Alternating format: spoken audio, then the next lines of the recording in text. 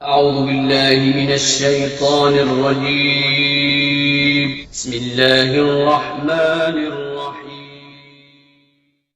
حضرت عمر سے روایت ہے کہ میں اور میرا ایک انصاری پڑوسی دونوں اطراف مدینہ کے ایک گاؤں بنی امیہ بن زید میں رہتے تھے، جو مدینہ کے پورب کی طرف بلند گاؤں میں سے ہے۔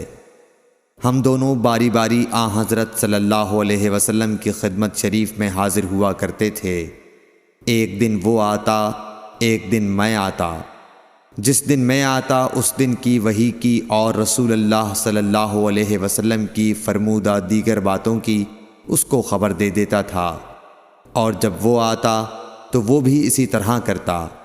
تو ایک دن وہ میرا انصاری ساتھی اپنی باری کے روز حاضر خدمت ہوا۔ جب واپس آیا تو اس نے میرا دروازہ بہت زور سے کھٹکھٹایا اور میرے بارے میں پوچھا، کیا عمر یہاں ہیں؟ میں گھبرا کر اس کے پاس آیا۔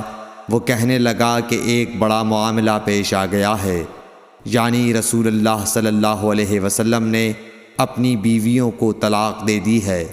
پھر میں اپنی بیٹی حفصہ کے پاس گیا، وہ رو رہی تھی۔ میں نے پوچھا، کیا تمہیں رسول اللہ صلی اللہ علیہ وسلم نے طلاق دے دی ہے؟ وہ کہنے لگی، میں نہیں جانتی۔ پھر میں نبی کی خدمت میں حاضر ہوا۔ میں نے کھڑے کھڑے کہا کہ آپ نے اپنی بیویوں کو طلاق دے دی ہے؟ آپ صلی اللہ علیہ وسلم نے فرمایا، نہیں، یہ افواہ غلط ہے۔